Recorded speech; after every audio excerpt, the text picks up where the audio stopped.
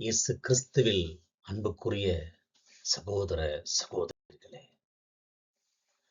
தவக்காலம் என்பது ஒரு பாலைவன பயணம் மட்டுமல்ல. அது வறண்டு போன இதயங்களுக்குள் இறைவனின் அருள் ஆறு பாய்ந்து வரும் ஒரு வசந்த காலம்.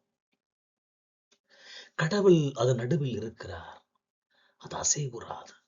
திருப்பாடு 46:5 ஒரு மாபெரும் உறுதிமொழி. எருசலேம் நகரின் நடுவில் கடவுள் இருந்தது போல ஒரு கத்தோலிக்கரின் வாழ்வின் மையத்தில் நற்கருணைநாதர் இருக்கிறார். நம் வாழ்வில் புயல்கள் நம்மை அசைக்கலாம். ஆனால் நாம் அஸ்திவாரம் கடவுளாக இருந்தால் நாம் ஒருபோதும் அசைவுற மாட்டோம். இன்று மனிதர்கள் கடவுளை மையத்தில் வைப்பதற்கு பதிலாக கடவுளை ஓரத்தில் வைத்து விட்டார்கள். அவர் சைடு ஆக்டரா ஆகிறார். கஷ்டம் வரும்போது மட்டும் கடவுளை தேடுவது, மற்ற நேரங்களில் அவரை மறந்து விடுவதுதான் நம்முடைய பலவீனம். அவரை ஒரு ஊறுகாயை போல பயன்படுத்தக்கூடிய நிலையில் வாழ்ந்து கொண்டிருக்கிறோம். ஒரு பக்தர் விமானத்தில் பயணம் செய்தாராம். விமானம் பயங்கரமாக குலுங்கியது. உடனே அவர், கடவுளே என்னை மட்டும் காப்பாத்துங்க, நான் ஊருக்கு போனது 100 தேங்காய் உடைக்கிறேன் என்று வேண்டினாராம்.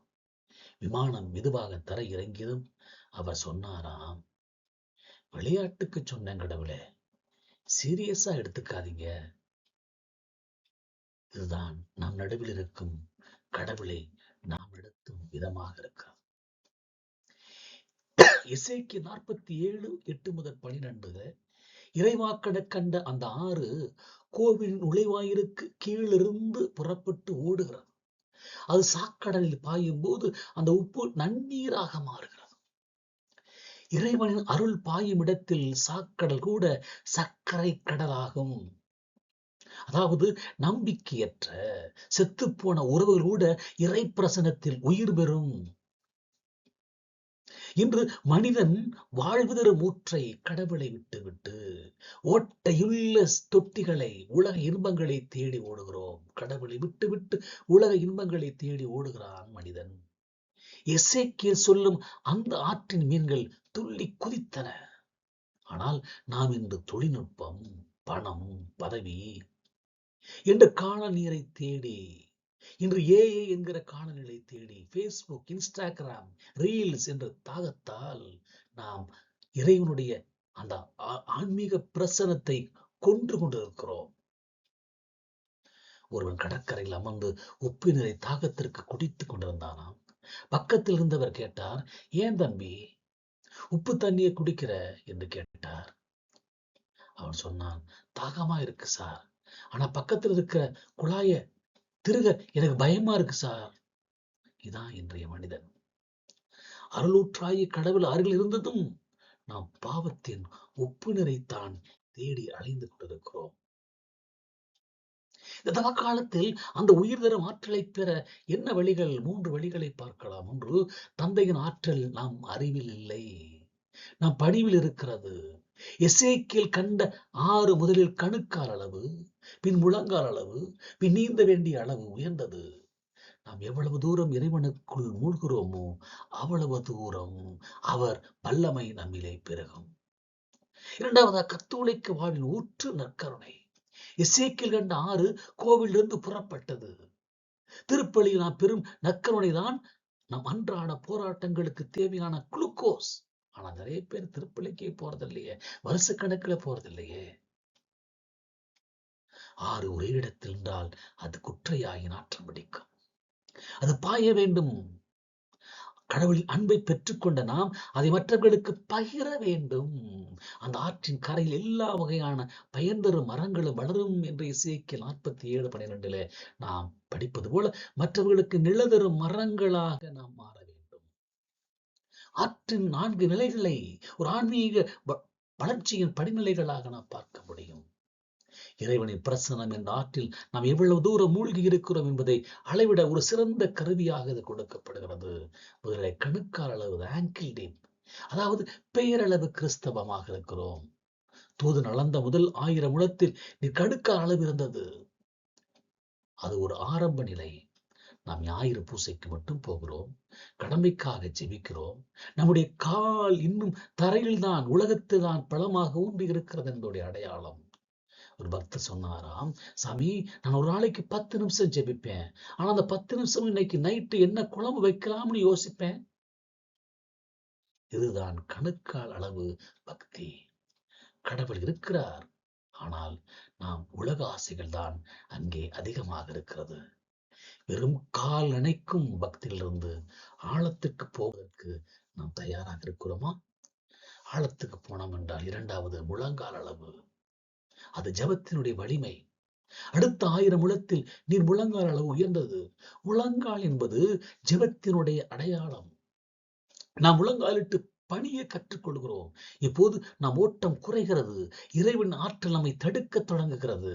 ஆற்றில் நடந்து பார்த்தது என்றால் தெரியும், கடவுள் நம் நடுவில் இருக்கிறார் என்பதை நாம் உணரத் தொடங்கும் நிலைதான் நம்முடைய சுய முயற்சி குறைந்தது. கடவுளின் உதவி தேவை என்பதை அங்கே ஒப்புக்கொள்கிறோம். முழங்காலிட்டு செபிக்கும் குடும்பம் ஒருபோதும் அழிந்ததாக வரலாறு இல்லை. முழங்கால் அழிவு நீரில் முழங்கால் அளவு நீரில் நடப்பது கடினம். அதுபோல ஜெபவழியில் நுழையும் போது சோதனைகள் வரும், ஆனால் அது நம்மை பலப்படுத்தும். மூன்றாவதாக இடுப்பளவு, பரிசுத்தமும் கட்டுப்பாடும். அடுத்த 1000 முழத்து நீர் இடுப்பளவு உயர்ந்தது. இடுப்பு என்பது மனிதனின் பலத்தையும் உணர்ச்சிகளையும் பேஷன் அதை குறிக்கிற பகுதி. நீர் இடுப்பு வரை வரும்போது நம்முடைய சொந்த வேகம் பாதியாக குறைகிறது. இப்போது நம்முடைய இச்சைகள், கோபங்கள் மற்றும் உலக போக்குகள் போக்குகளை இறைவனின் அருள் கட்டுப்படுத்த தொடங்குகிறது.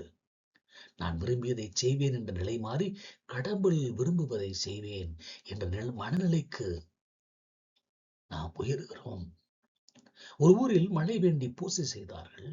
எல்லாரும் வந்தார்கள். ஆனால் ஒரு சின்ன பையன் மட்டும் குடையோடு வந்தான் என்பதை நாம் அடிக்கடி கேள்விப்பட்டிருக்கிறோம். அவனுக்குத்தான் இடுப்பளவு நம்பிக்கை இருந்தது, மற்றவர்களுக்கு கணுக்கால் அளவு நம்பிக்கை தான் இருந்தது என்பதை நாம் உணர்ந்து கொள்ள வேண்டும். அடுத்து நான்காவதாக நீந்த வேண்டிய நீந்த வேண்டிய அளவு, முழுமையான சரணடைதல். கடைசி 1000 முழத்தில் அது ஒரு பேராக மாறியது. காலால் நடக்க முடியாது, நீந்தத்தான் முடியும்.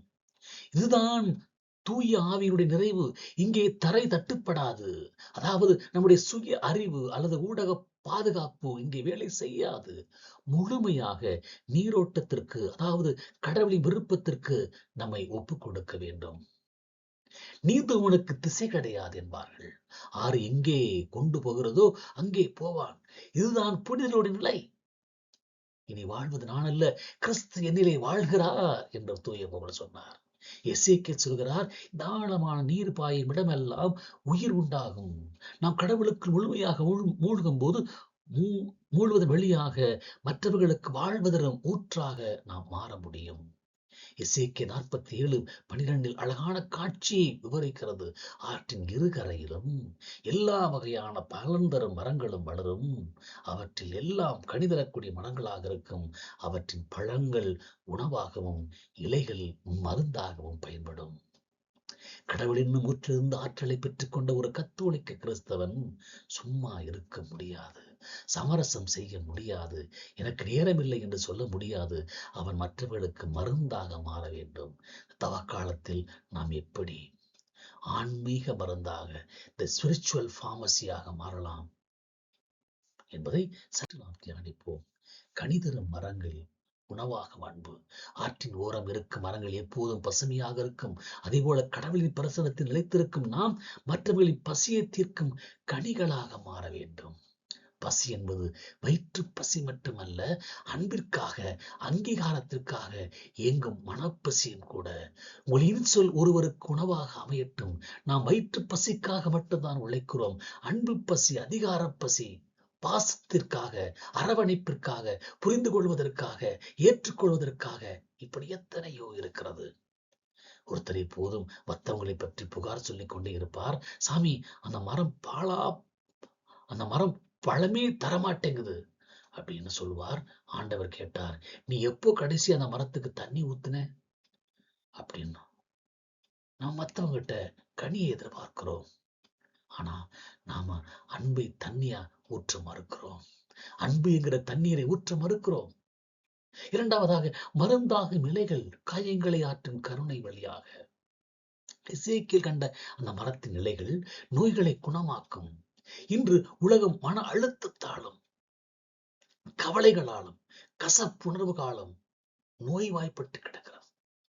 நோய்வாய்ப்பட்டு கிடக்கிறது. கவலைகள், கசப்புணர்வு, புரிந்து கொள்ள முடியாத மனநிலை, பிரமாணிக்கமின்மை, குடும்பத்திலே கசப்புணர்வு, ஒரு சின்ன மன்னிப்பு, ஒரு ஆறுதலான கைபேசி அழைப்பு, யாருமே இல்லாத முதியவருக்கு நீங்கள் கொடுக்கும் 10 நிமிட நேரம், இவைதான் இந்த தவக்காலத்தின் மருத்துவ இலைகள்.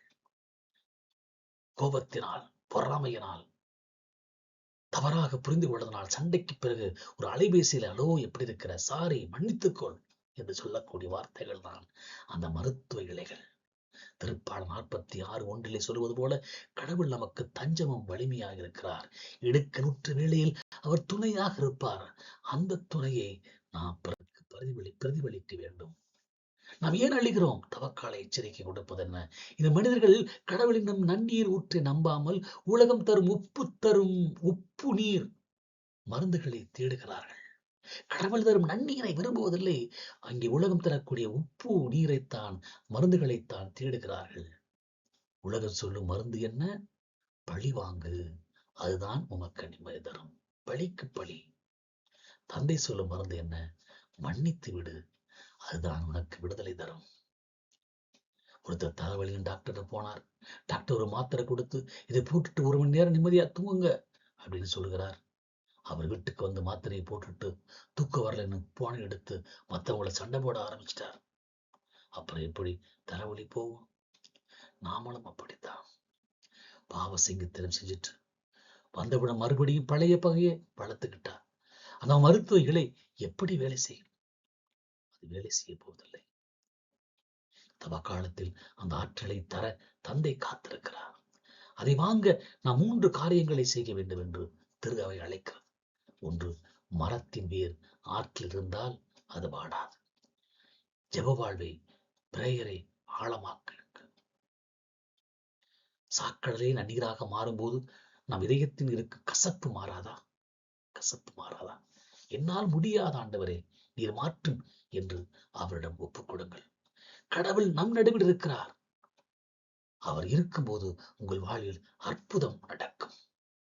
இந்த தியானத்தினுடைய முடிவிலே நாம் உணர வேண்டியது ஒன்றுதான் அன்புக்குரியவர்களே. தந்தை ஓடி வந்து அணைக்கும் அன்பு. அந்த அன்பு தரும் உயிர் ஊற்று.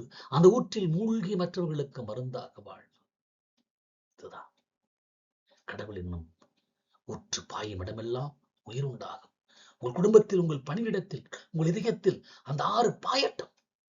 நீங்கள் வெறும் மனிதர்களாக அல்ல, இறைவன் ஆற்றல் பாய மருந்தாக, மரங்களாக இந்த தவக்காலத்தை நிறைவு செய்யுங்கள். இந்த தவக்காலத்தில் நீங்கள் எங்கே இருக்கிறீர்கள் என்று உங்களை தாமே கேட்டு பாருங்கள். இந்த மனிதர்கள் ஏன் அழிகிறார்கள்? கடவுள் என்னும் பேராற்றை அருகில் வைத்துக் கொண்டு கணுக்காலாத நீர்நிலையை நின்று கொண்டு எனக்கு ஏன் அற்புதம் நடக்கவில்லை என்று கேட்கிறோம். உலகம் உங்களை சுயநலம் என்னும் குட்டையில் தேங்கச் சொல்லும். கடவுள் உங்களை அருள் என்னும் ஆழத்திற்கு அழைக்கிறார். ஆண்டவரே, நான் கரையில் நின்று வேடிக்கை பார்த்தது போதும். கணுக்கால் அளவிலிருந்து நீந்த வேண்டிய அளவிற்கு என்னை அழைத்துச் செல்லும். நீர்வாயின் இடமெல்லாம் என் வாழ்வு செழிக்கட்டும் என்று தவக்கால உறுதி எடுப்போமா? மீண்டும் கேட்போம், நாம் எங்கே இருக்கிறோம்? வாருங்கள், ஆண்டவரின் செயல்களை காணுங்கள் என்று திருப்பாடல் 46:8 படிக்கிறோம். எனவே இந்த தவக்காலத்தில் தன் கைகளை விரித்து உங்களுக்கு உயிர் தரும் ஊற்றை தர காத்திருக்கிறார் ஆண்டவர். அந்த ஆறு உங்கள் இதயத்தில் பாய அனுமதிப்பீர்களா?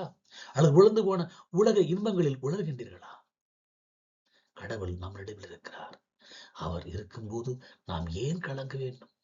நம் கவலைகளை அந்த அருள் ஆற்றில் கரைத்து விட்டு புது வாழ்வு பெறுவோமா? நம் துன்பங்களை அந்த அருள் தரக்கூடிய ஆற்றிலே கரைப்போம். ஆம், கடவுள் நம் நடுவில் இருக்கிறார். அது அசைவுறாது. இந்த தவக்காலத்தில் நாம் சிந்திக்க வேண்டிய 3 நிலைகள் என்ன? உதாரி மைந்தனை போல நாம் தூர தேசம் தொலைவில் சென்றாலும் தந்தை நீதிக்காக காத்திருக்கவில்லை. நம்மை அணைத்துக் கொள்ள ஆவலோடு இருக்கிறார். அவர் தரும் ஆடை, மோதிர, மிதியடி நாம் இழந்த கௌரவத்தை மீட்டெடுக்கும் அடையாளங்கள். இரண்டாவது, உயிர் தரும் முற்று. உயிர் தரும் முற்று. இறைவனின் பிரசன்னம் ஒரு நதி போன்றது. எசேக்கியேல் 47:8 கண்ட அந்த ஆறு பாயுமிடமெல்லாம் உயிர் உண்டாகும். இது உலகம் தரும் உப்பு நீரை தேடி அழியாமல் வாழ்வு தரும் ஊற்றாகிய கடவுளிடம் திரும்புவோம். அது 4 ஆன்மீக படிகளை அது கொண்டிருக்கிறது. கணக்கால் அளவு, பேரளவு பக்தி, முழங்கால் அளவு ஜபத்தின் ஆற்றல், இடுப்பளவு இறைச்சித்ததற்கு பணி பண்பு, நீந்த வேண்டிய அளவு பரிசுத்த ஆவியில் முழுமையான சரணடைதல். இப்படி நிலைகளை கடந்து ஆண்டவருடைய மக்களாய், ஆண்டவருடைய பிரசன்னத்திலே சக்தியும் வல்லமையும் வாய்ந்தவர்களாய், எப்பொழுதும் பலன் தரக்கூடிய மக்களாய், எப்பொழுதும் பலன் தந்து அது வாழ்வு தரும் உணவாக தரக்கூடிய மக்களாய், குணப்படுத்தக்கூடிய இலைகளாய் ஆண்டவருடைய அந்த அருளின் பிரசனத்திலே நாம் இணைந்து கொள்வோம். ஆண்டவர் நமக்கு வாழ்வு தரும் ஊற்றாய் இருக்கிறார். அந்த வாழ்வு தரும் ஊற்றுக்குள்ளே நாம் இணைத்துக் கொண்டு அவருடைய ஊற்றின் சக்திகளாய் எப்போதும் வற்றாத ஜீவ தண்ணீராய் மாறுவோம். ஆமென்.